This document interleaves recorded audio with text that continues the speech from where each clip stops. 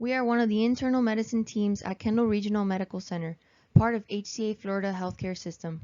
We will be presenting a very interesting case titled Unidentified Object Caught on Camera, a Case of Perforation. Intrauterine devices are among the most effective methods of contraception. Failure rates are as low as less than 1% in the first 12 months. They are used by 14% of women worldwide, with similar efficacy to female sterilization and unintended pregnancy occurring in 0.7% at year 1 and 1.9% over 10 years. Rarely, uterine embedment and perforation beyond the uterine serosa occurs in 1 in 1,000 insertions. Risk factors include breastfeeding, postpartum amenorrhea, less than 6 months postpartum, lower parity, and provider inexperience. Symptoms range from asymptomatic to severe abdominal pain and vaginal bleeding. Very rarely, distant intraabdominal migration may occur. We present a case of a young woman who experienced asymptomatic transmural migration of a copper IUD and perforation into her rectum. This is a case of a 57-year-old Hispanic female with a past medical history of essential hypertension and breast cancer, status post bilateral mastectomy 1 year prior. The patient was undergoing a routine annual physical examination with her primary care physician, which included colonoscopy for colon cancer screening.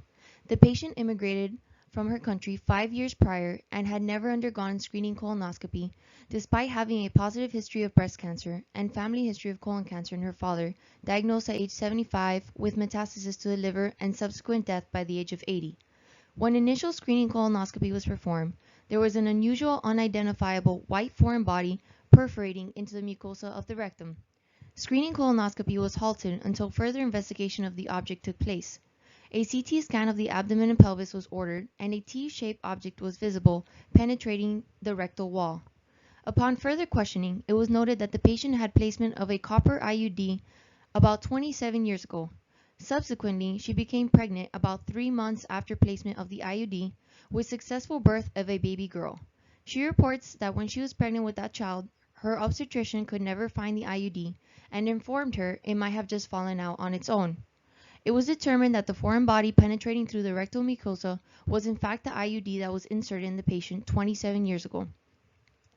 The patient eventually underwent flexible sigmoidoscopy with removal of the IUD, which was accomplished with a snare. After removal, the decision was made to close a wall defect using an Ovesco clip. One 11-6 Ovesco clip was used to close the defect.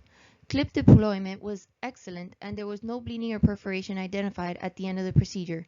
Foreign body removal was successful. After removal, a barium enema was performed and revealed no evidence of perforation, extravasation, or leak, indicating successful closure of the defect. The patient was discharged to home with instructions to follow up with the gastroenterology clinic. Post-procedure course was uncomplicated. The patient was discharged after the colonoscopy and removal of the IUD without complication. There was no bleeding per rectum and no abdominal pain. She was encouraged to follow up in 1 to 2 weeks with gastroenterology. Several factors may have played a role in the perforation and migration of the IUD in this case.